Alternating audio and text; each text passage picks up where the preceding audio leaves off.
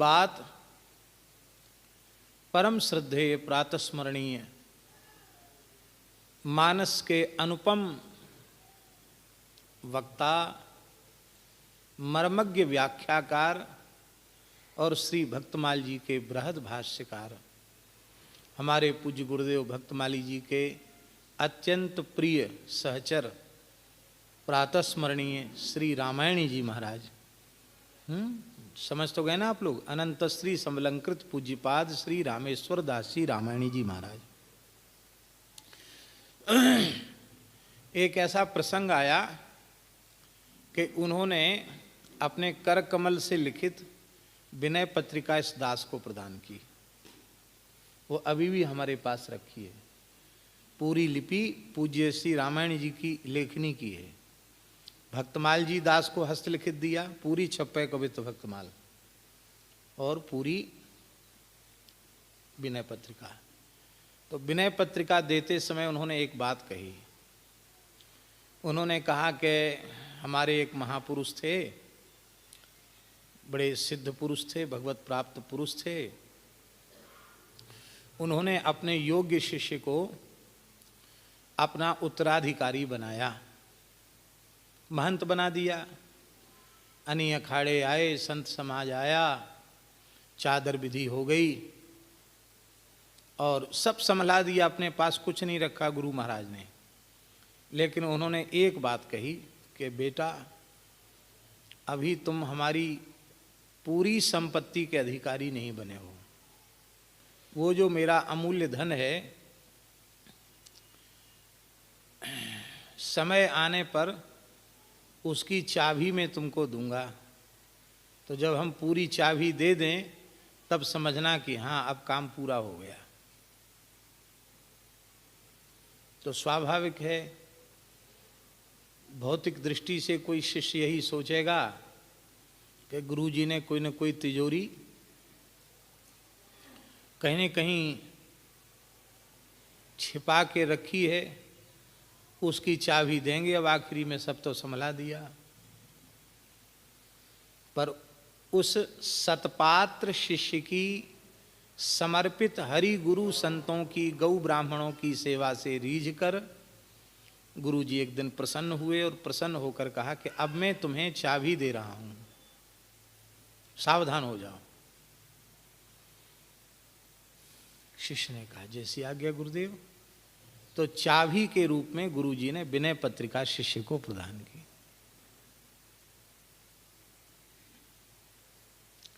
ये बोले कुंजी है, श्री सीताराम जी का दिव्य प्रेम, युगल सरकार का दिव्य प्रेम, यही सबसे बड़ी संपत्ति है। और ये संपत्ति तिजोरी में बंद है। वो संपत्ति मिलेगी उसको जिसको चाबी मिलेगी, और इस संपत्ति की चाबी है श्री विनय पत्रिका।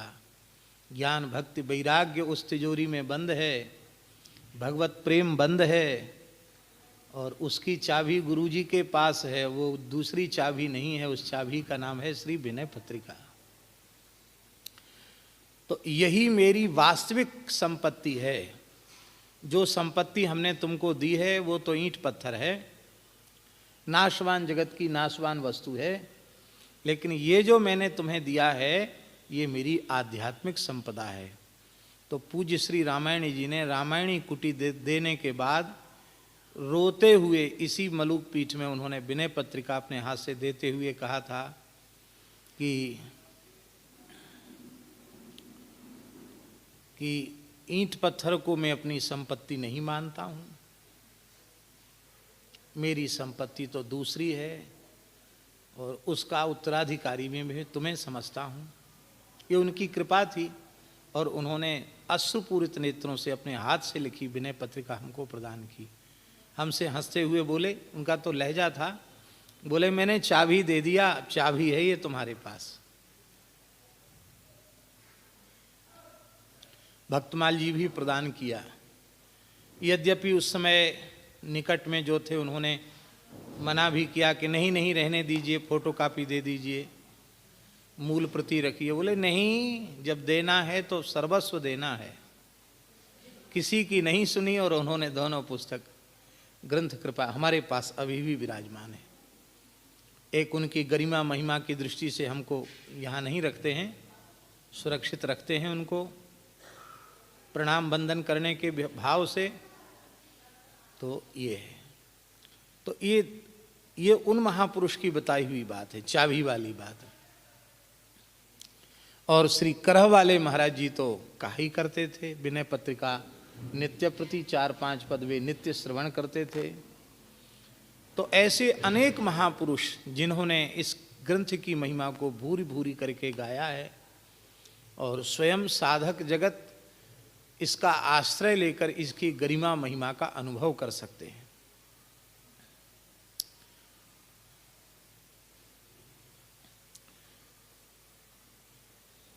देखो,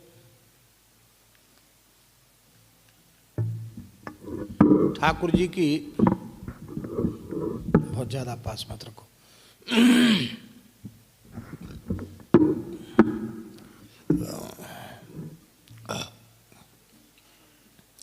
ठाकुर जी की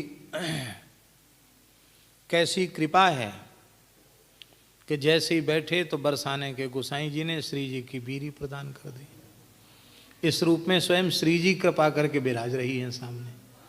ये विनय पत्रिका की महिमा नहीं तो किसकी महिमा है? क्योंकि प्रसाद में और भगवान में भेद नहीं है। तो युगल सरकार लाडली लाल जी की बीरी के रूप में स्वयं लाडली लाल जी पधारे हैं कृपा करके। हम सबका परम सौभाग्य है। अब अधिक समय न लेकर के हम लोग चर्चा करें। आज जिस पद की हम चर्चा करने वाले हैं पद संख्या 146।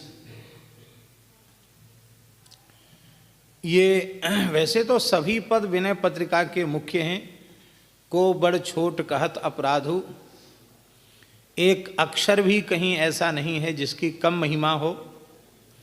लेकिन ये पद विनय पत्रिका के जो अत्यंत विशिष्ट पद हैं उनमें से एक पद है, जिसमें श्री ठाकुर जी से अत्यंत प्रेमपूर्ण आग्रह किया गया है कि प्रभो, मैं तो बार बार कहता हूँ कि आप मेरे हो, आप मेरे हो, आप मेरे हो, आप मेरे हो। मैं बार बार कहता हूँ तवास्मीति तवास्मीति तवास्मीति, हैं? श्री राम तवास्मी, श्री मैथिली तवास्मी, श्री कृष्ण तवास्मी, श्री नारायण तवास्मी। मैं तो बार बार कहता हूँ राधिका तवास्मी, और कहना ही चाहिए। किंतु हे नाथ, एक बार आप भी मुस्कुरा कर कह दो कि तुलसीदास तुम मेरे हो। बस इतना कह दोगे तो हमारा काम बन जाएगा। आपका तो कोई घाटा है नहीं, आप इतना कह दो कि एक बार कृपा पूर्वक कह दो कि तुम मेरे हो। बस इतना हम सुनना चाहते हैं। इसका आशय क्या है? इसका आशय यह है कि जब तक स्पष्ट सरकार अपनी वाणी से न कह दें कि अब तुम क्यों रोते हो, ऐसा कोई अवसर आवे कि हमारे आराध्य हमारे नेत्रों के समक्ष उपस्थित होवें और हमारे आंसुओं को अपने पीतांबर से पटका से पोंछ कर हृदय से लगा के पुचकारते हुए कहें कि बस अब रोना धोना बंद करो, अब चिंता मत करो, अब तुम मेरे हो। बस जब तक ऐसा आश्वासन स्पष्ट श्री रघुनाथ जी की ओर से, श्री श्याम सुंदर की ओर से नहीं मिलेगा, तब तक कलयुग उठापटक करता रहेगा, तब तक अविद्या माया उठापटक करती रहेगी, तब तक विकार पीछा नहीं छोड़ेंगे। एक बार सरकार आप कह दोगे तो हिम्मत है किसी की जो ताक दे, झांक दे आपके भक्त की ओर। बस ये प्रार्थना है। बहुत प्यारा पद है, बहुत प्यारा पद है, क्या कहें। इसको तो एक दिन में पूरा नहीं, इसको तो बार बार कहना चाहिए, इतना सुंदर पद है। तो पहले हम पद का उच्चारण कर लेते। वैसे तो 2-3 दिन से केवल भावार्थ कह के हम पद कह रहे थे, क्योंकि जल्दी करना है ग्रंथ पूरा, पर आज पद कह देते हैं पहले, फिर उसका भाव कहेंगे, ठीक है। हो सब विधि राम रावरो चाहत भयो चेरो, हो सब विधि राम रावरो चाहत भयो चेरो, हो सब विधि राम रावरो चाहत भयो चेरो, ओम रावरो चाहत भयो चेरो, ठोर ठोर साहवी होत है, ठोर ठोर साहिबी, ठोर ठोर साहिबी होत है, ठोर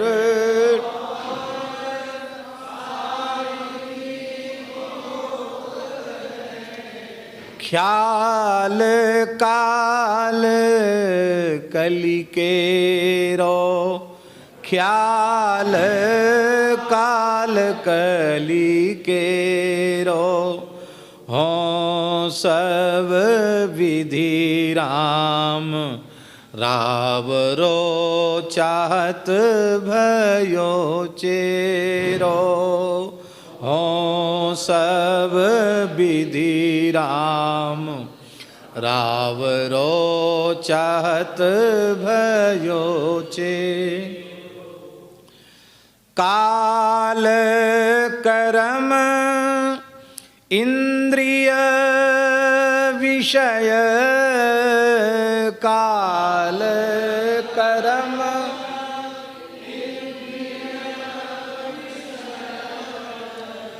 काल कर्म इंद्रिय विषय, काल कर्म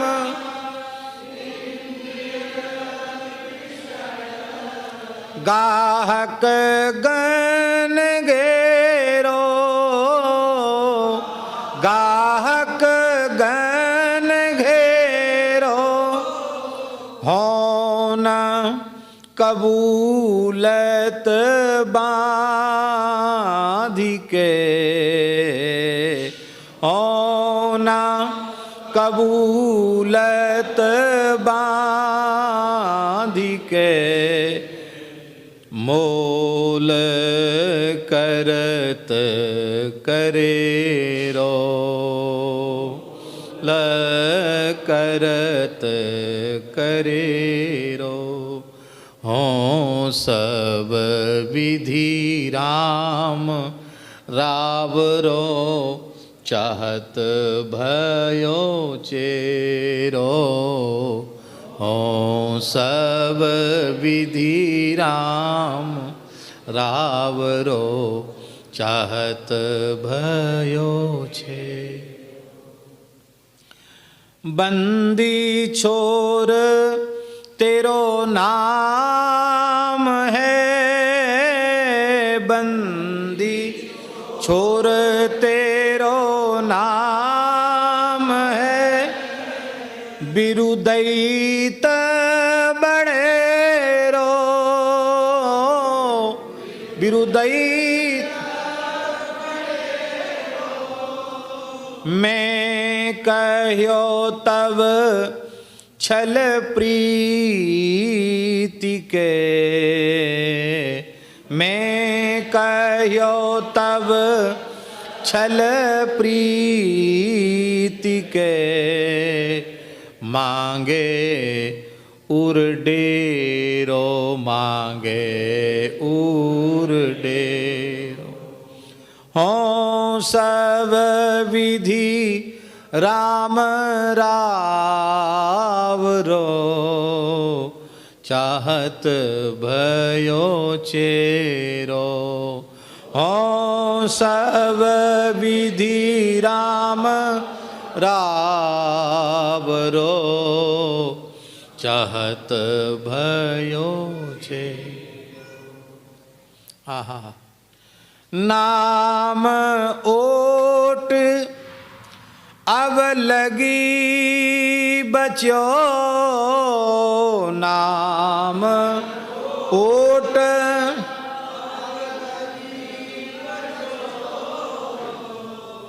नाम ओट अब लगी बच्यो,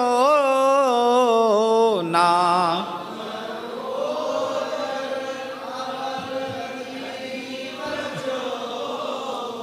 मल जुग जग जेरो, मल जुग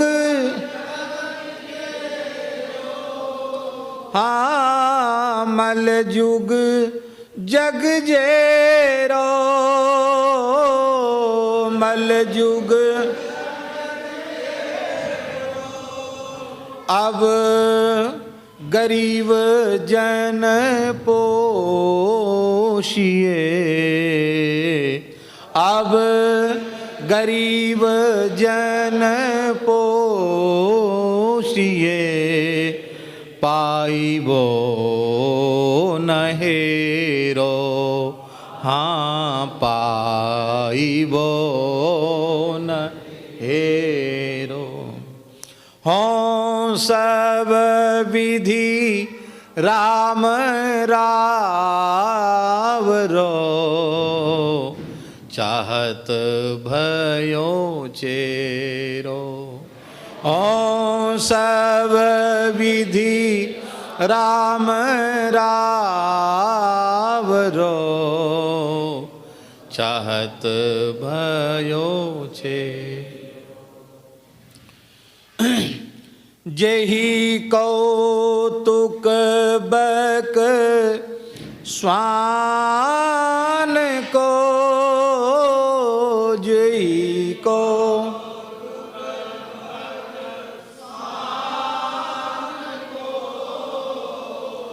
जेहि कौतुक खग स्वान को, जेहि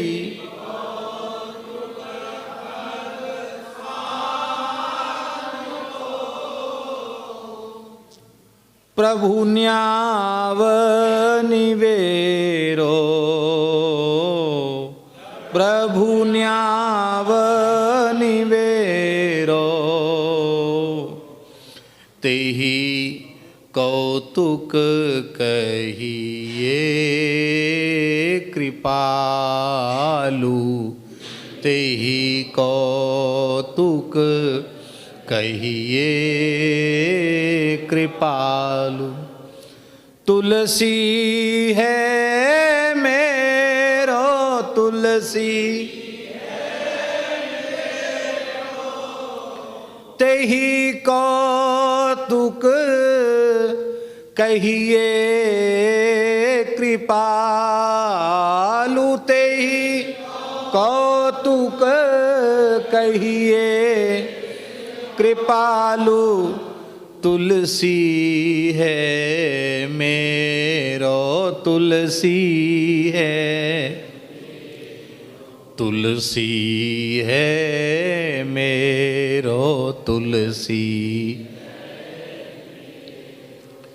तेहि कौतुक कहिए कृपालु, तुलसी है मेरो। तेहि कौतुक कहिए कृपालु, तुलसी है मेरो। हों सब विधि राम रावरो चाहत भयो चेरो। हों सब विधि राम रावरो, चाहत भयो चेरो, चाहत भयो चेरो, चाहत भयो। श्री सीताराम जी महाराज की जय। बहुत सुंदर भाव है।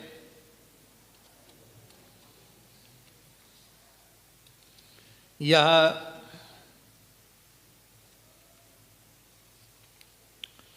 ऐसा समझें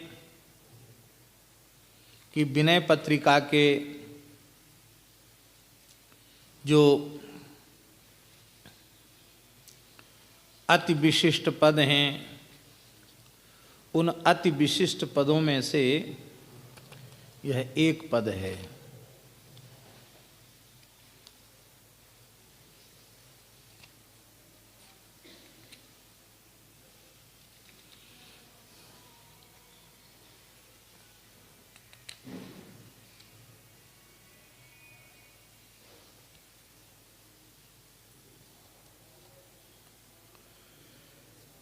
जय जय श्री राधे,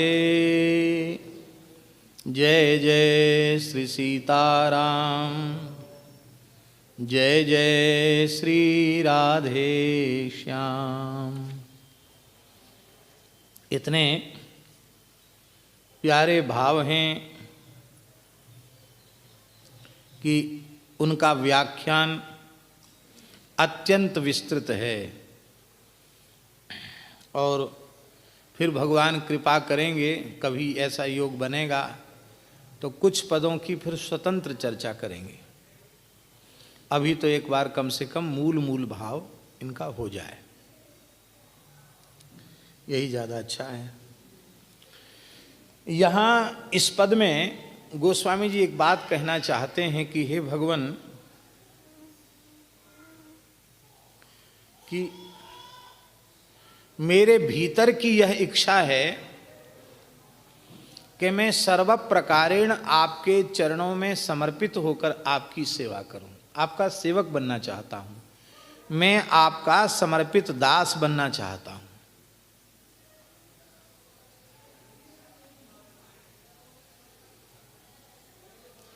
क्यों बनना चाहते हो?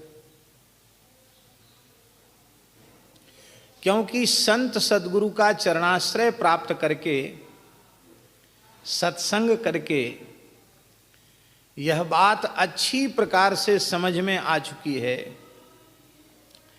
कि आप ही एकमात्र मेरे हो। अपना कौन है और पराया कौन है? जो कभी हमारा साथ न छोड़े वो हमारा अपना, और जो कभी हमारे साथ न रहे वो पराया। शरीर संसार कभी साथ रहते नहीं, इसलिए ये पराये हैं, और श्री ठाकुर जी जीव का कभी साथ छोड़ते नहीं, इसलिए ठाकुर जी अपने हैं। जीव स्वेच्छाचारिता पूर्वक निषिद्ध कर्मों में प्रवृत्त होता है, और उसके परिणाम स्वरूप उसे सुअर, कुत्ता, गधा, घोड़ा, पशु, पक्षी, कीट, पतंग, भूत, प्रेत न जाने कितनी योनियों में भटकना पड़ता है। 84 लाख योनियों में भटकना पड़ता है। कितने कठोर दंड सहने पड़ते हैं नरक आदि के। लेकिन श्री ठाकुर जी कितने करुणामय हैं। जीव की चाहे जैसी अवस्था ही क्यों न हो, कर्मानुसार भगवान कभी जीव का साथ नहीं छोड़ते हैं। भयंकर रौरव नरक में पड़े हुए प्राणी के अंतर्यामी के रूप में भी भगवान उसके निकट रहते हैं, उसके हृदय में ही रहते हैं। मलमूत्र में पड़े हुए बिलबिलाते हुए कीड़े के भीतर भी भगवान विराजते हैं। किसी भी स्थिति में जीव का साथ भगवान छोड़ते नहीं हैं।